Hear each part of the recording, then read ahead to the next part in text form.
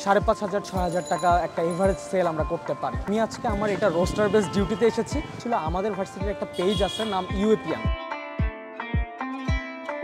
আমার নাম মোহাম্মদ আমির হামজা। আমি ইউনিভার্সিটি অফ এশিয়া প্যাসিফিকে ফার্মেসি ডিপার্টমেন্টে পড়ছি। আমি right now 4th year first সেমিস্টারে আছি। কয়েকদিন পরে আমার ফাইনাল পরীক্ষা। এখানে ইউএপিয়ানস কর্নার নাম।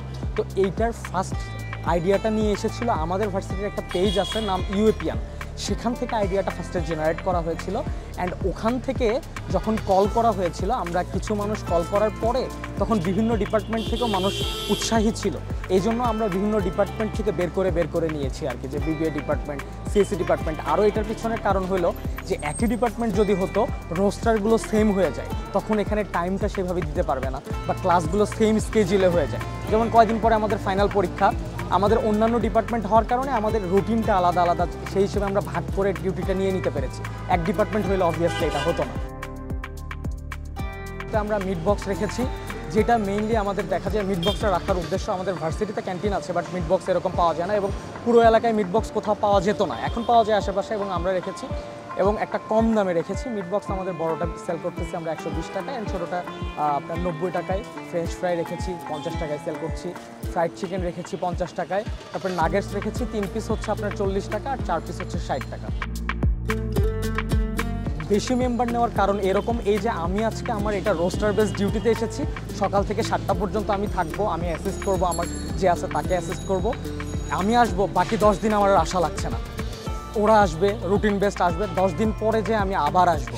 এই জন্যই ইচ্ছা করে বেশি ইনভেস্টর নেওয়া আর কি, যেন হচ্ছে যে বেশি মাথা থাকে। হ্যাঁ, বেশি মাথা থাকলে অনেক সময় ডিসিশন মেকিংয়ে প্রবলেম হয়, বাট স্টিল আমরা এরকম কোনো প্রবলেম পাই নাই। মোটামুটি সবাই সব কিছু মেনে প্রবলেম সব কিছু সলভ করা হয়। চাইছিলাম যে নিজেদের কিছু ইনকাম করা, প্ল্যান ছিল যে আমরা চাইছিলাম আমাদের ইউএপিয়ানদেরকে কিছু সুযোগ করে দেওয়া। যেমন আমাদের এখানে যে ফুডটা আসে এটা একদম পুরোপুরি হোমমেড ফুড, সেটা ইউএপিয়ানদের থেকেই নেওয়া। আবার এখানে যে ও যে জব করতেছে, আমাদের আরও অনেকে আছে, আমাদের এমপ্লয়ি আমরা বলি না, আমাদের ছোট ভাই বোনই বলি, আমাদেরকে অ্যাসিস্ট করতেছে এটা বলি।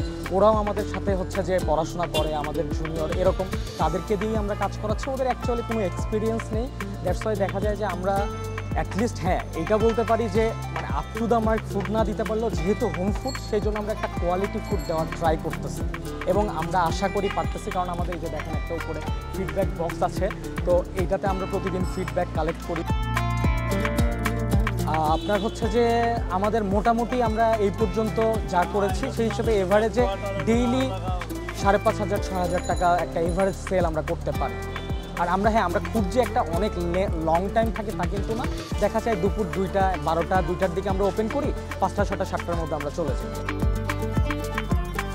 বিজনেসের ইচ্ছা আছে, তো এইটা হচ্ছে বিজনেসের একটা ছোট্ট ধাপ। আমরা অলরেডি নতুন বড় প্ল্যান করতেছিও, একটা জায়গা নেওয়ার, প্লেস নেওয়ার, যেখানে এখান থেকে একটু বড় দিকে যেন যেতে পারি।